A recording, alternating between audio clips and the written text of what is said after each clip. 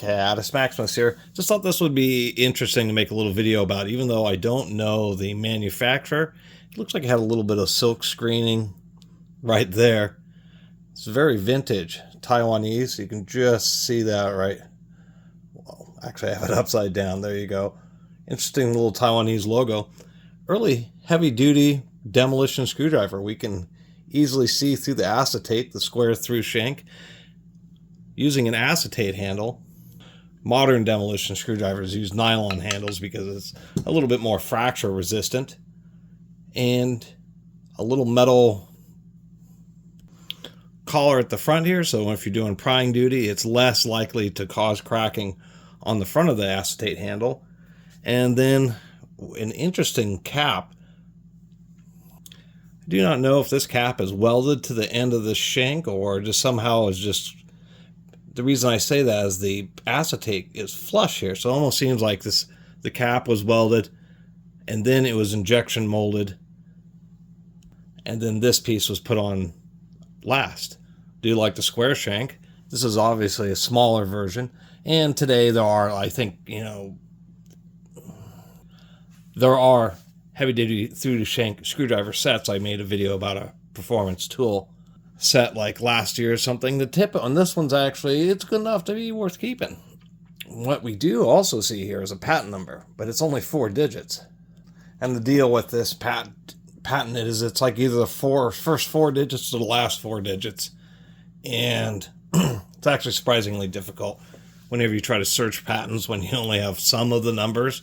It brings up this massive list and you got to spend all day going through it. So that's kind of unfortunate. As well as it being unfortunate that whoever put silk screening on it didn't do a very good job, and of course it wore off. We can see that it's also evidence of how old it is because the dies and maybe the cost of this driver, although inherently it's more expensive. You're not going to make a screwdriver like this to be a super cheap one, but we can see how the dies weren't fully closed. That's one of the things that's really improved is the precision of machining and injection molding machines, and make sure the dies get nice and tight to prevent that kind of flashing. Anyway, hopefully somebody can recognize this and give a little more information in the comments.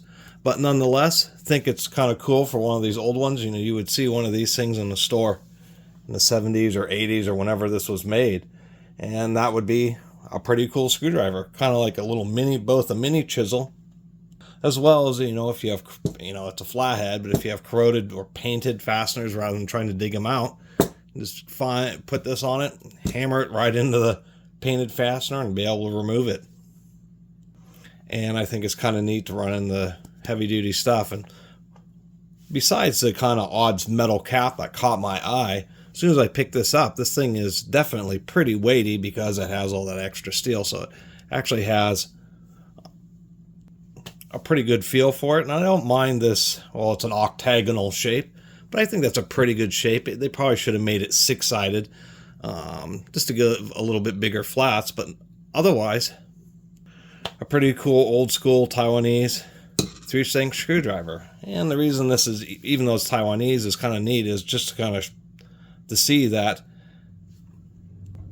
Taiwan really wanted to be successful and show that they were distinct from the mainland, and actually probably took many Asian countries, but I would say Japan and how they went about things. And now today, Japan is known for robotics and automotive and lots of electronics, and Taiwan has really stepped it up into one hand tools. They're probably one of the world's largest hand tool manufacturing countries.